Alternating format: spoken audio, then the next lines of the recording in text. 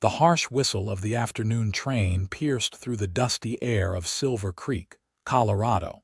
As Florence Taylor clutched her carpetbag tighter against her chest, her skirts billowing slightly in the warm breeze of June 1876.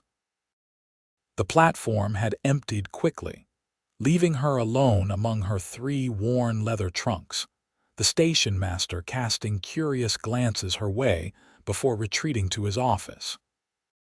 Florence could feel the weight of unseen eyes upon her townspeople peering from shop windows, women whispering behind gloved hands, men tilting their hats to shield observations that felt like judgments. "Poor thing," she heard a woman mutter as she passed, arriving with no one to meet her. "You heard about the letters," another whispered back. "Coming all this way for a man she's never met." Florence's cheeks burned, but she kept her posture straight, her blue gaze fixed on the horizon where the mountains met the endless sky. 23 years of life in Boston hadn't prepared her for the raw openness of the West, nor for the quiet scrutiny of a town where strangers were rare and women traveling alone rarer still. The sun crept lower, the shadows lengthening across the platform. Florence checked her pocket watch, a gift from her late father, and fought back the panic rising in her throat. Theodore Blackwell had promised to meet her train, had written beautiful letters for 8 months, had proposed marriage and promised a new life away from the whispers that followed her in Boston after the scandal that had destroyed her family's standing. But Theodore wasn't here, and neither was the fresh start he'd promised. "Madam, station's closing soon." The station master's voice held a note of pity that made Florence's stomach tighten. "You got someone coming for you." Before she could answer, heavy boots thudded on the wooden planks of the platform. Florence turned to see a tall man approaching, trail dust coating his denim pants and the leather vest over his cotton shirt. A weathered Stetson shaded eyes that assessed her quickly, taking in her traveling suit, her luggage, her obvious distress. "Miss Taylor." His voice was deep, gravelly from trail dust or whiskey or both. Florence straightened. "Yes, and you are Blake Westfield." He removed his hat, revealing dark hair that curled slightly at his temples. "I'm afraid I have news about Theodore," her heart stuttered. "Is he ill?" Delayed, the cowboy's expression darkened. "Theodore Blackwell died 3 weeks ago, madam. Caught a fever that turned to pneumonia." It happened fast.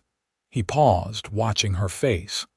"Town only just realized you might still be coming, since he kept your letters in his desk at the newspaper office." Florence felt the world tilt beneath her feet.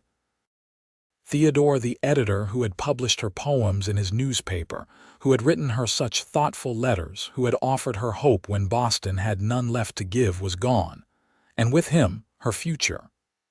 "I see," she managed, though she didn't see it all. "Thank you for telling me." Blake Westfield shifted uncomfortably. "Miss Taylor, the next train east doesn't come through for 3 days. Do you have funds for the hotel?" The question was like a slap, not because it was impertinent, but because it forced her to confront what she'd been avoiding. She had spent nearly everything to come west, believing in Theodore's promises of marriage and security. Florence swallowed hard. "I had expected to be married by now." Understanding dawned in the cowboy's eyes, and to his credit, no judgment followed. "I see. Well, Theodore was my friend. He spoke highly of you." He gestured to her luggage. "Let me help you to the hotel. We can figure out next steps in the morning." Florence hesitated. In Boston, accepting help from a strange man would be unthinkable. But this wasn't Boston, and she wasn't the protected daughter of a wealthy merchant anymore. She was alone in a frontier town with dwindling resources and no plan. "Thank you, Mr. Westfield." Blake lifted 2 of her trunks as if they weighed nothing, gesturing for her to follow. As they walked down Silver Creek's Main Street, Florence could feel the townspeople watching, their whispers following like shadows.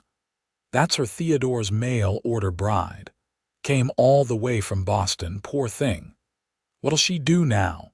Guess Blake's taking pity on her. Florence held her head high, though her heart trembled. This was not the arrival she had imagined during those long days on the train, watching the landscape transform from the familiar green of the east to the wild, untamed beauty of the west. The Silver Creek Hotel was a two-story clapboard building with a wide porch and clean windows. Inside, the lobby was simple but well kept. The proprietress, a stout woman with sharp eyes, assessed Florence with undisguised curiosity. "Mrs. Johnson, this is Miss Taylor," Blake said. "She'll need a room for a few days." The woman's eyebrows lifted. "Theodore's girl from back east. Land sakes, we thought someone had sent word." "Apparently not," Blake said quietly. Mrs. Johnson's face softened. "I'm sorry for your trouble, Miss Taylor. We've a nice room on the second floor. $2 a night, meals included." Florence did a quick calculation of her remaining funds. 3 days at the hotel would leave her with barely enough for a train ticket back east if she could even return to the life she'd left behind. Blake set her trunks down. "Put it on my account, Mrs. Johnson." Florence turned to him, startled. "Mr. Westfield, I couldn't possibly—" "You can and you will," he said firmly. "Theodore would have wanted it that way." Before she could protest further, he tipped his hat and stepped away. "I'll come by tomorrow morning, Miss Taylor. Perhaps by then you'll have had time to consider your options." As he walked out, Florence caught Mrs. Johnson's knowing look. "Blake Westfield's a good man," the older woman said. "Runs the largest cattle operation this side of the mountains, known for his fair dealings." She paused. "And he was Theodore's best friend." Florence nodded, too tired and overwhelmed to respond. Mrs. Johnson showed her to a small but clean room with a narrow bed and a washstand. When the door closed behind the proprietress, Florence finally allowed herself to sink onto the bed and release the tears she'd been holding back since Blake Westfield had delivered his devastating news. Theodore was dead. Her plans were ashes. And she was alone in a town full of strangers who already knew her business. She cried until her eyes burned and her throat ached, and then she washed her face with cold water from the basin. Exhaustion claimed her soon after, and she slept without dreaming. Morning brought clarity, if not comfort. Florence dressed in her second-best day dress, a practical blue cotton that had seen better days but still maintained its respectability. She pinned her honey-brown hair into a simple chignon and descended to the dining room, where several patrons fell silent at her entrance. Mrs. Johnson appeared with coffee and a plate of eggs and biscuits. "Eat up, Miss Taylor. You look like you could use it." Florence managed a few bites under the surreptitious gaze of the other diners. She was considering retreating to her room when Blake Westfield entered, hat in hand. He'd clearly made an effort with his appearance. His dark hair was combed, his shirt clean, his face freshly shaved. "Miss Taylor," he nodded politely. "I hope you slept well." "As well as could be expected," she replied, grateful for his direct manner. "Thank you again for your assistance yesterday." Blake sat across from her, accepting the coffee Mrs. Johnson brought without asking. "I've been thinking about your situation. I have a proposition for you." Florence tensed, instantly wary. She'd heard tales of women in her position being offered arrangements that were less than respectable. Seeing her expression, Blake held up a hand. "Not that kind of proposition, Miss Taylor. I'm looking for a school teacher." "A school teacher," he nodded. "Silver Creek's growing.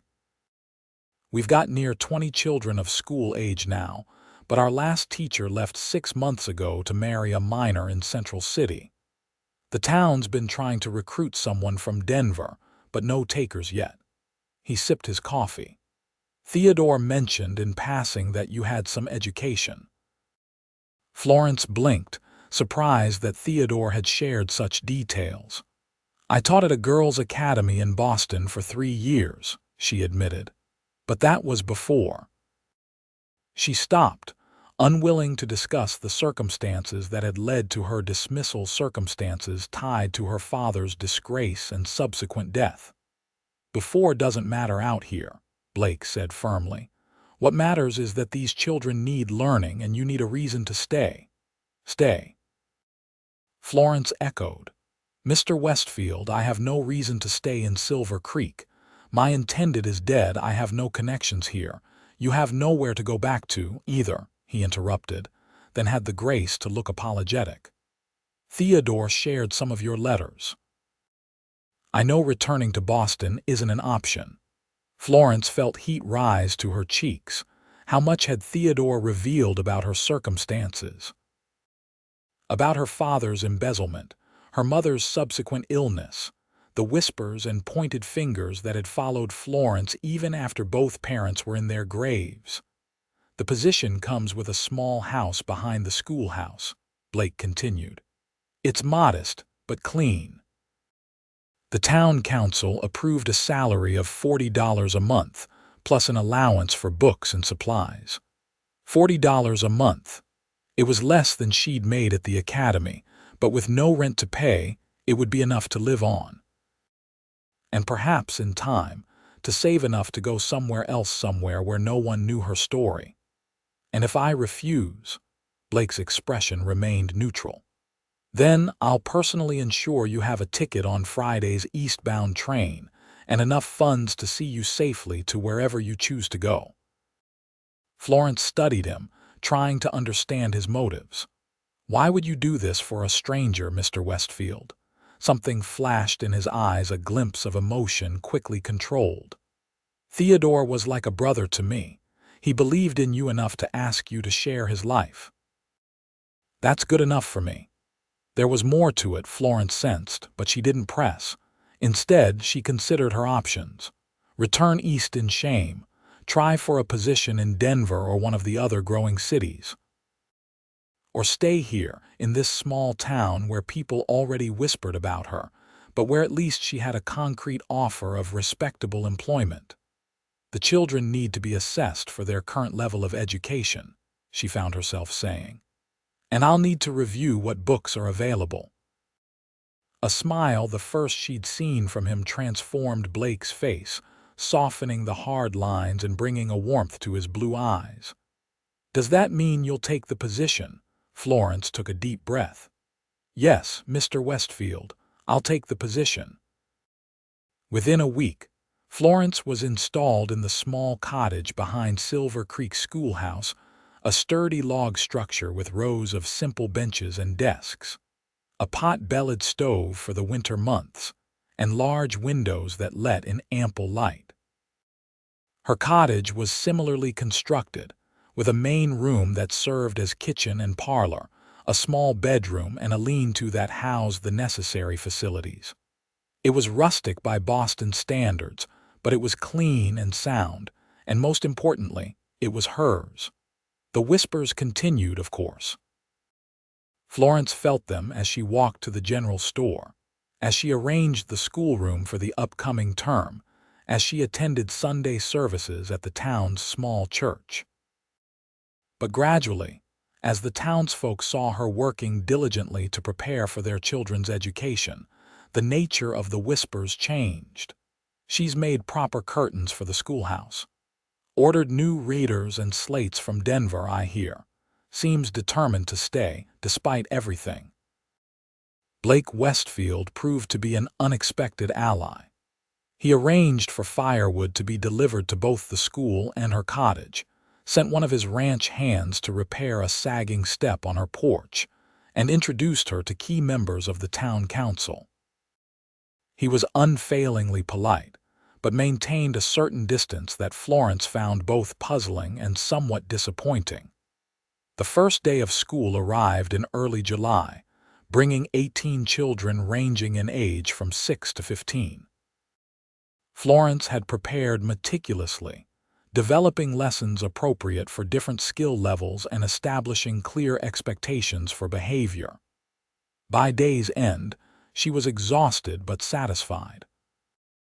Most of the children seemed eager to learn, and even the oldest boys, who had initially slumped in their seats with expressions of boredom, had shown interest when she discussed the practical applications of mathematics for ranching and business.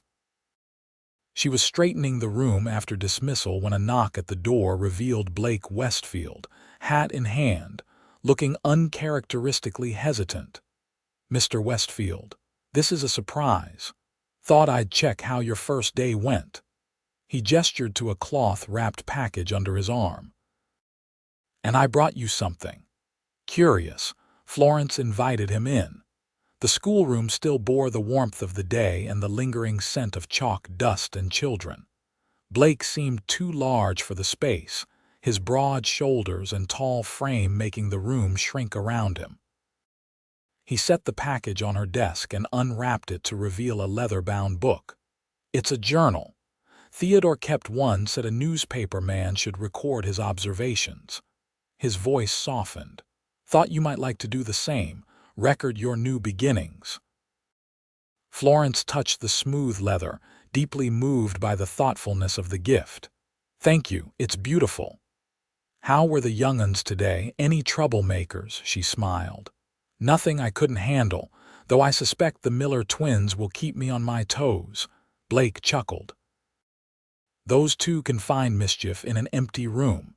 He hesitated. "Miss Taylor, I was wondering if you might consider joining me for supper at the hotel on Saturday, to discuss the school, of course." Florence felt a flutter in her chest that had nothing to do with professional concerns. "I think that would be acceptable, Mr. Westfield." His smile was warm, genuine. "Blake, please call me Blake." "Then you must call me Florence." Something shifted between them in that moment, a recognition, perhaps, that their connection was evolving beyond the circumstances that had brought them together. Saturday's dinner at the hotel was the first of many shared meals. Blake proved to be an engaging companion, well-read despite his lack of formal education, knowledgeable about the territory, and possessed of a dry wit that often caught Florence by surprise. As July melted into August, they fell into a comfortable rhythm. Blake would come to town 2 or 3 times a week, often stopping by the school to check on repairs or deliver books or supplies he'd ordered from Denver. Sometimes he brought small gifts, wildflowers he'd picked on the trail, a particularly beautiful stone, or once, a delicate silver hairpin he'd purchased from a traveling peddler. Florence found herself looking forward to these visits, planning her lessons so she would be free when he typically arrived. The children noticed, of course, and the older girls giggled behind their hands when Blake appeared at the schoolhouse door. "Miss Taylor's sweet on Mr. Westfield," she overheard 12-year-old Sarah Miller telling her twin brother one afternoon. "Well, he's sweet on her too," Sam replied matter-of-factly.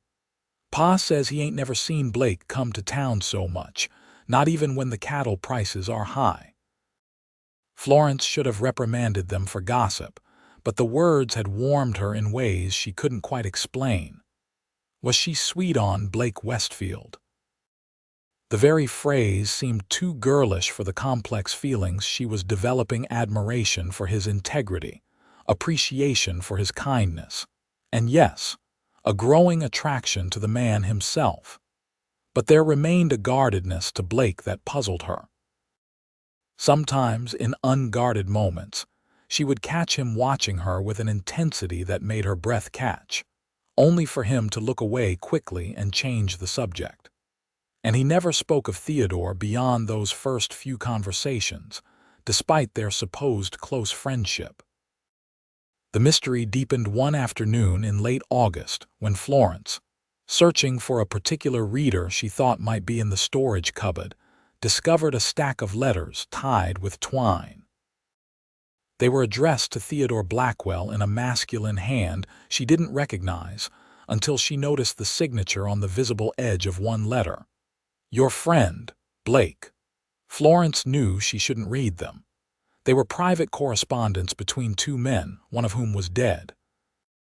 But curiosity, and perhaps something more, compelled her to untie the twine. The first letter was dated nearly a year ago. Theodore, have considered your proposal regarding the Boston lady. While I understand your enthusiasm for her poetry and correspondence, I must advise caution. Marriage by mail is risky business, as you well know from publishing those advertisements in your paper. A woman leaving everything behind to come west suggests desperation, not sound judgment. Your friend, Blake. Florence's hands trembled as she moved to the next letter, dated 2 months later. Theodore, you asked for my honest opinion on the latest poems you shared from Miss Taylor. They show genuine talent and a depth of feeling that suggests she is indeed the sensitive soul you believe her to be. However, I remain concerned about your hasty proposal. You have known this woman only through letters for 5 months. Perhaps invite her to visit before offering marriage. Your concerned friend, Blake. The final letter in the stack was dated just weeks before Theodore's death. Theodore, your determination to proceed with this marriage leaves me little choice but to support you, though my reservations remain. You say Miss Taylor's circumstances in Boston are untenable, and that she needs this fresh start as much as you desire her companionship. I hope you are right, for both your sakes. As you asked, I will ensure she is looked after should anything happen to you before or after her arrival. Though I pray such promises prove unnecessary, you have my word. Your loyal friend, Blake. Florence sat back, the letters clutched in her hands, her mind reeling. Blake had always known about Theodore's intentions toward her. Had, in fact, tried to dissuade him, and now he was fulfilling a promise to a dead man by looking after her. Was that all their growing friendship was?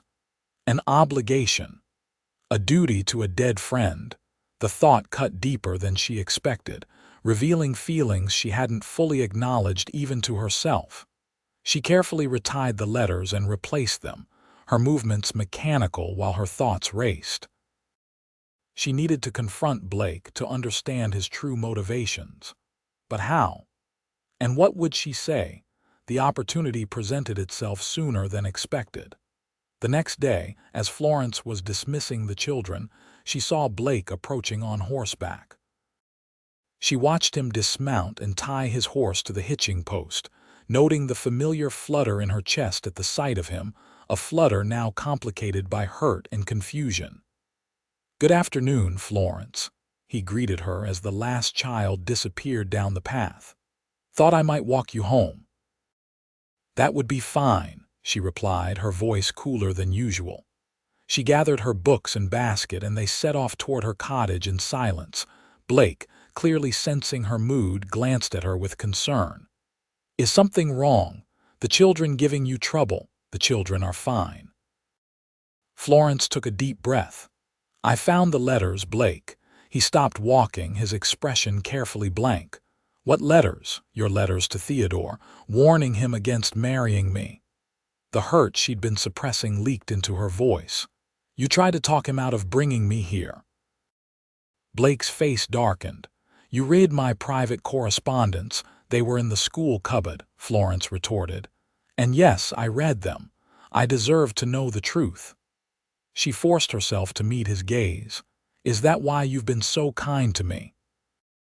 Because you promised Theodore you'd look after me if anything happened to him. Blake ran a hand through his hair, his frustration evident. It started that way, yes. I gave my word. The confirmation stung more than it should have. Florence turned away, but Blake caught her arm gently. Let me finish, he said, his voice rough with emotion. It started as a promise, but it became something else entirely. His blue eyes held hers. Florence, I opposed Theodore's plan because I thought mail-order marriages were foolish. I'd seen too many end in disappointment or worse. But then you arrived, and you were nothing like I expected. Florence's heart hammered in her chest. What did you expect? Someone fragile. Someone who would crumble when faced with Theodore's death and the harsh realities of life out here. His expression softened. Instead, I found a woman of extraordinary strength and grace. Someone who could lose everything and still stand tall. Someone who could face a town full of strangers and their whispers and earn their respect through sheer determination and hard work. Florence's anger began to fade, replaced by a tentative hope. And what am I to you now, Blake? Still just Theodore's intended. A responsibility you've assumed. Blake took a step closer, close enough that she could smell the familiar scent of leather and pine that always clung to him. You're the woman I think about from sunup to sundown. The reason I find excuses to come to town when there's work to be done at the ranch. The first person in years who's made me consider a future beyond the next cattle drive or the next winter.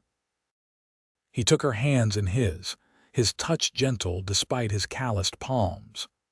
I'm falling in love with you, Florence Taylor, not because of any promise to Theodore, but because of who you are. Florence felt tears pricking at her eyes, but for the first time in months, perhaps years, they were tears of joy rather than sorrow. I think I'm falling in love with you too, Blake Westfield, despite my better judgment. A smile broke across his face, transforming his rugged features. Your judgment seems just fine to me. When he lowered his head to kiss her, Florence met him halfway, her heart soaring as his lips touched hers. It was a gentle kiss, mindful of the public path where they stood, but it carried a promise of deeper passion to come. The following months brought a profound transformation to Florence's life. Her position as Silver Creek's teacher became secure as parents noted their children's progress and enthusiasm. The whispers about her arrival and circumstances faded, replaced by admiration for her dedication and growing acceptance of her place in the community. And Blake became the center of her world in ways she had never imagined possible when she'd first sat among her luggage on that lonely train platform.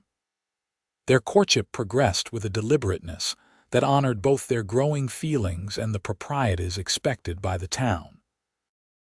Blake would ride in from his ranch 2 or 3 times a week, taking Florence for walks or meals at the hotel, occasionally escorting her to the small social gatherings that punctuated life in Silver Creek.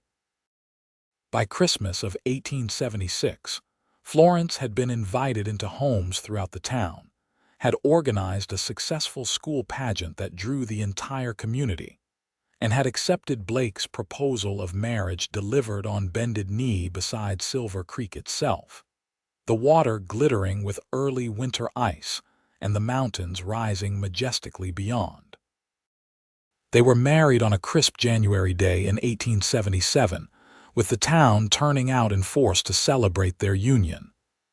Mrs. Johnson wept openly, declaring she'd known all along they were perfect for each other. Even the Miller twins behaved themselves, though Sam did manage to put a frog in his sister's pocket during the reception at the hotel. Florence moved to Blake's ranch after the wedding, a substantial property with a solid 2-story house he'd built himself, anticipating a family he hadn't been sure he'd ever have. The town council hired a new teacher, a young woman from Colorado Springs who boarded with Mrs. Johnson and sought Florence's advice on handling certain students, particularly the Miller twins. Spring brought new calves to the ranch, and the news that Florence was expecting their first child, a development that left Blake alternating between overwhelming joy and nervous anticipation. He built a cradle with his own hands, carving intricate designs of mountain flowers along the sides. I never thought I'd have this, he confessed one evening as they sat on the porch watching the sunset paint the mountains in shades of gold and purple. A wife, A child on the way, a sense of completion.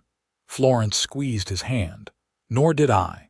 When I stepped off that train, I thought my life was ending. Instead, it was just beginning. In October of 1877, Florence gave birth to a daughter they named Elizabeth, after Florence's mother. Blake proved to be a doting father, as capable of cradling a tiny infant as he was of breaking wild horses.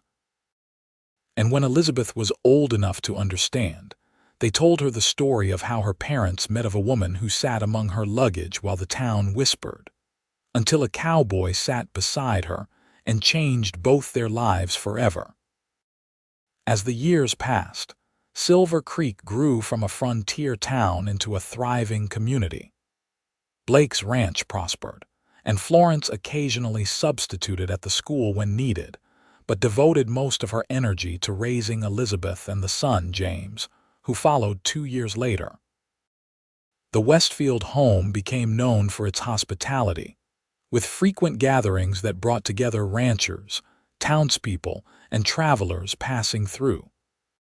Sometimes, in quiet moments, Florence would take out the journal Blake had given her that first summer, now filled with years of entries documenting their life together, and marvel at the journey that had brought her from despair to joy, from whispers to respect, from loneliness to love.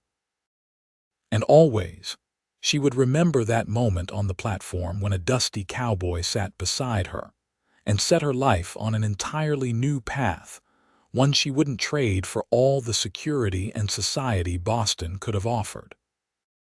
For in Blake's arms, in their home beneath the Colorado sky, Florence had found what every heart seeks, not just shelter from life's storms, but a love that makes weathering them worthwhile.